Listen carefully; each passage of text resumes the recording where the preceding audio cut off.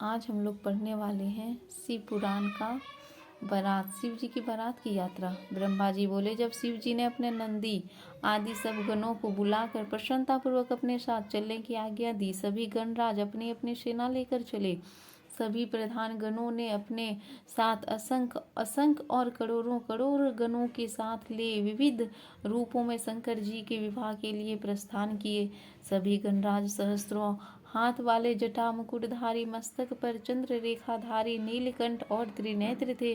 सभी रुद्राक्ष धारण किए थे और शद भस्म को धारण करने वाले, हार, कुंडल, केयूर और मुकुट आदि से अलंकृत थे। विष्णु, इंद्र और मुझ ब्रह्मा के गण अलग ही कांतिमान और आनी मानिक गुणों से युक्त थे। कोई भूमि पर चलने वाले, तो कोई आकाश में उड़ने वाले, और कोई पाताल में विचरने वाले, तथा कोई सातों स्वर्ग में चलने वाले थे। अधिक क्या कहे, सभी लोक में रहने वाले गण शंकर जी के विवाह उत्सव में सम्मिलित हुए। इस प्रकार सब गणों से युक्त शंकर भगवान अपने विवाह के लिए हिमालय के लिए नगर जा पहुँचे। तब उनको वहां पहुंचा हुआ जानकर शत्रुओं को भयभीत करने वाली चंडी, रुद्र की भागनी, प्रसन्न होकर सप्रेम वहां आई।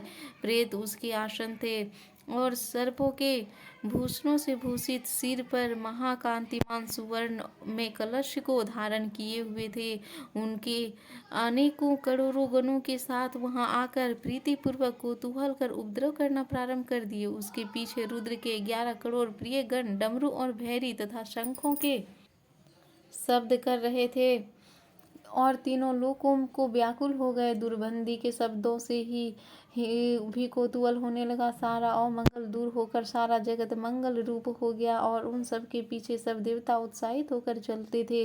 उनके पीछे लोकपालों और सिद्धों का समुदाय था तथा सबसे मध्य में बड़ा विशाल छत्र धारण किए हुए अपने गणों सहित भगवान विष्णु गरुड़ पर शोभायमान हो रहे थे और उनके साथ वेदों तथा शास्त्रों से मूर्तिमान में भी उस मार्ग में शोभित हुआ। इंद्र भी अपने गणों सहित ऐरावत पर आरूढ़ नाना प्रकार के आभूषणों से युक्त शोभित थे। उत्कंठा युक्त संपूर्ण ऋषि भी शिव जी भी के विवाह में जाते हुए शोभित हो रहे थे। इस प्रकार अनेकों भूत, प्रेत, बेताल, ब्रह्म राक्षस, यातुधान और शाकिनी, प्रमथादि और ताम्बुलु सहित इंद्रा, नारद जी, हाहा हुहु नामक श्रेष्ठ गंधर्व और सभी किन्नरगण सभी प्रसन्नता से अपने अनेकों प्रकार के बाजे बजाते हुए चल रहे थे। संपूर्ण जगत की माताएं एवं देवताओं की कन्याएं गायत्री, सावित्री और लक्ष्मी और संपूर्ण देवताओं की स्त्रियां शिव जी के विवाह में प्रसन्नता पूर्वक चली। इसके साथ शुद्ध स्फटिक मणि के समान उज्ज्वल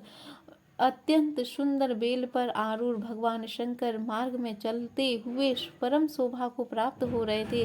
हे नारद, यह मैंने शिव जी का वर की यात्रा कही। अब हिमालय के घर के सुंदर वृतांत को सुनो। इति श्री शिव महापुराण तीर्थ पार्वती खंड का 40वां अध्याय समाप्त। नमः शिवाय।